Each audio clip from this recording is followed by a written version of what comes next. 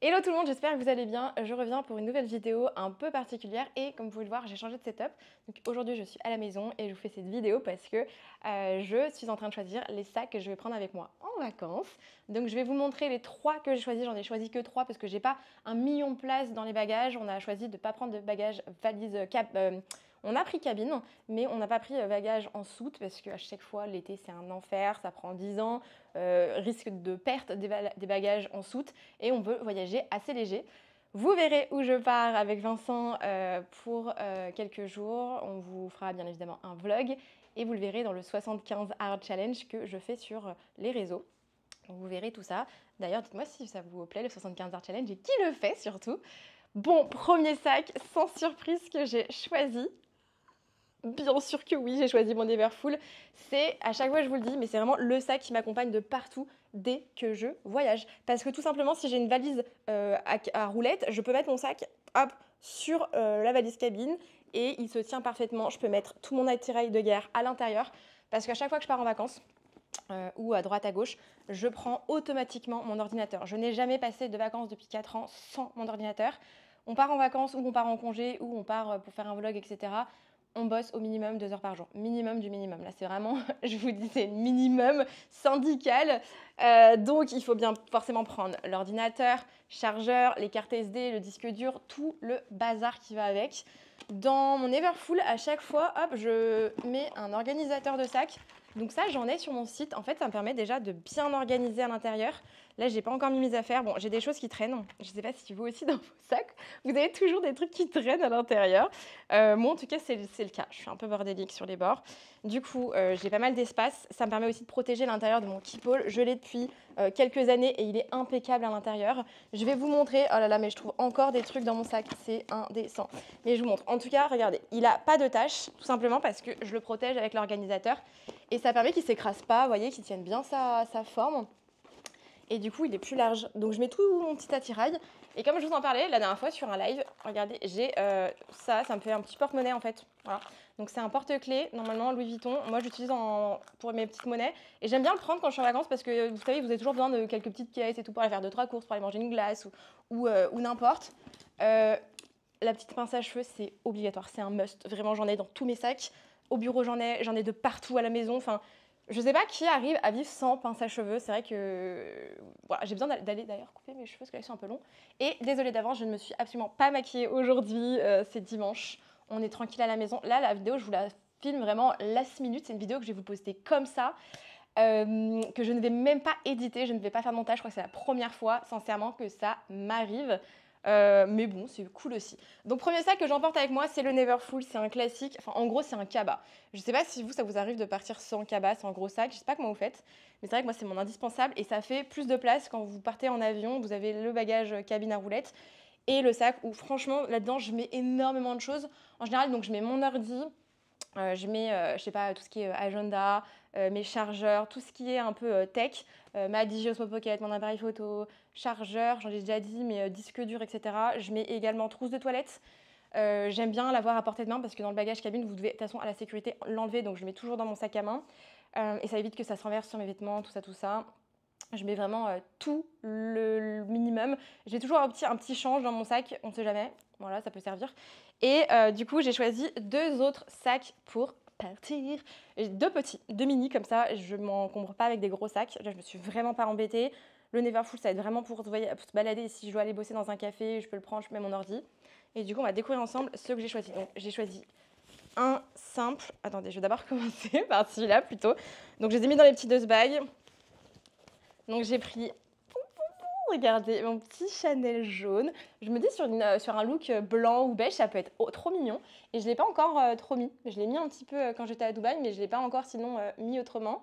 J'avoue qu'en ce moment, à part bosser, on ne fait pas grand-chose avec Vincent. Donc on n'est pas en mode on sort, etc. On sort le soir ou le matin pour aller marcher, pour faire nos 10 000 pas par jour. Mais franchement, sinon, non. Donc je me dis, ça peut être mignon de prendre celui-ci. Alors, il n'y a rien qui rentre à l'intérieur. Franchement, il n'y a rien. Le téléphone, ça ne rentre pas. Je mets mes cartes. Voilà, je mets mes cartes à l'intérieur, un petit gloss et c'est tout. C'est surtout mon petit accessoire. Voilà, je vais mettre mes petites pièces, etc. Et voilà, mais sinon, en fait, j'ai adoré. J'ai craqué sur ce petit bébé. Je vous ai même pas fait l'unboxing, je crois. Bon, c'est pas grave. Euh, je vous ai oublié sur ce coup, je suis désolée. Voilà, du coup, l'unboxing, le reveal du sac, mais vous l'aviez déjà vu de toute façon dans des vidéos, donc en vrai, c'est pas trop une surprise. Mais il est trop mignon. Et je me dis, sur des petites tenues et tout, c'est pas mal. Et c'est petit, donc dans les bagages, ça prend pas trop de place. Et c'est assez pratique. Puis c'est coloré, ça change. Je me dis, c'est l'occasion l'été de le mettre. Et ça, c'est des sacs. Je vous recommande pas de les mettre sur des outfits, enfin des looks foncés, donc du noir, du marron ou du bleu, parce que ça va déteindre sur l'arrière de votre sac. Les sacs Chanel, ils sont quand même super fragiles, même en grainé. Hein. Franchement, je vois déjà, je l'ai pas porté beaucoup. Je l'ai porté, je crois, 1 ou 2 fois, et je vois déjà que là, ils se foncent légèrement. Franchement, bon, pas ouf au niveau de la quali, mais bon, on n'est pas étonné. On sait dans quoi on s'embarque avec Chanel. Mais j'avoue que c'est trop mignon. Voilà, je suis bête peut-être, mais ils font des sacs vraiment très beaux. Je sais pas d'ailleurs si vous avez vu la dernière collection. Oh my god, je suis en amour avec tous les sacs, je crois. Et le Chanel 25, ils l'ont sorti en sac à dos. Voilà, Chanel 25, dites-moi ce que vous en pensez, si vous l'aimez ou pas dans les commentaires. Vraiment, je crois que c'est oui ou non. Perso, je suis en amour pour ce sac, voilà. J'ai pas le budget, parce que franchement, je l'ai craqué le budget il y a pas longtemps, mais j'adore ce sac. C'est un sac que je pourrais vraiment, vraiment m'acheter. Et ensuite, deuxième petit sac, donc ça, vous l'avez déjà vu, c'est mon mini Vanity Chanel noir. Le téléphone ne rentre toujours pas dedans. Mon porte-carte, oui, là, il est un peu plus grand à l'intérieur. Vous pouvez ajuster la chaînette ici. Voilà, vous pouvez l'agrandir, le rallonger. Il n'y a pas énormément de trucs qui rentrent à l'intérieur, un peu plus que le deuxième, mais j'avoue qu'il me fallait aussi un petit sac noir d'appoint. C'est toujours utile quand vous êtes en vacances, on a toujours besoin d'un petit sac. Si je sais pas, on va boire un verre, on va au resto ou autre, bah, ça fait toujours le petit sac un peu chico, sympa, qui prend pas trop de place, qui est pas encombrant. J'avoue que pendant les vacances, j'aime bien ne rien avoir avec moi, enfin très peu.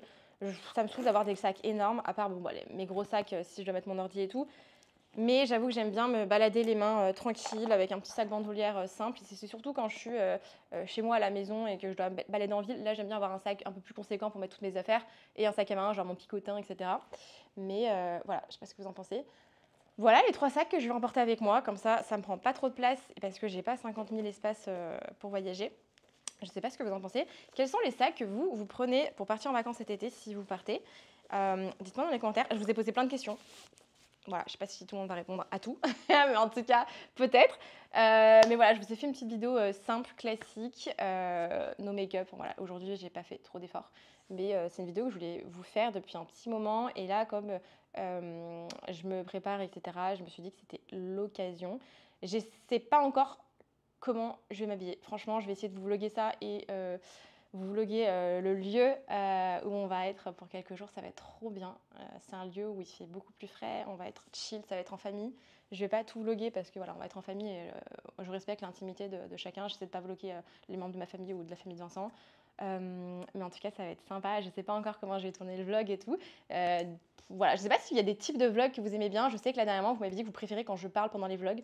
Donc je reprends du service quand je vais parler pendant les vlogs. Mais des fois, j'ai tendance à blablater pendant 2 heures pour rien, voilà. YouTube, c'est un peu ma safe place et j'avoue que des fois, du coup, je me perds dans mes explications et j'essaie d'améliorer ça. C'est vraiment un point sur lequel il faut que je travaille, que je sois concise, efficace, rapide. Bref, si cette vidéo vous a plu, n'hésitez pas à vous abonner. Ici, on se prend pas la tête, on parle de luxe, mais vraiment chill.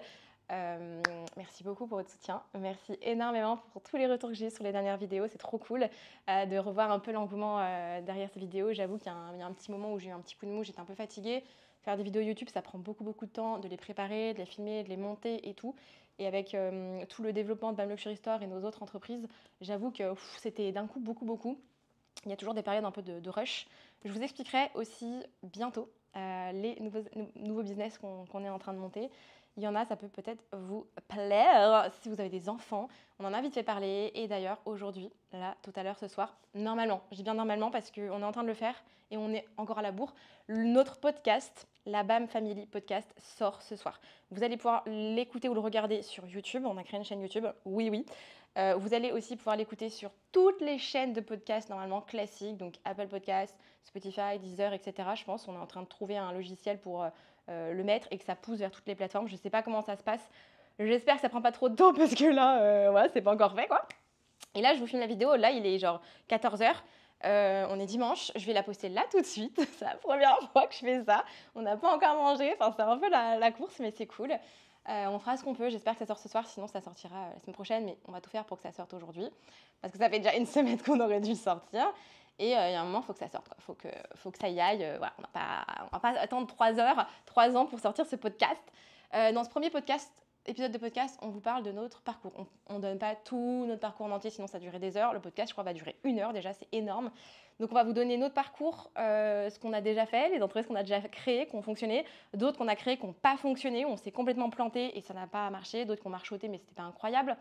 Et jusqu'à aujourd'hui, donc BLS, les chaînes YouTube, tout ça.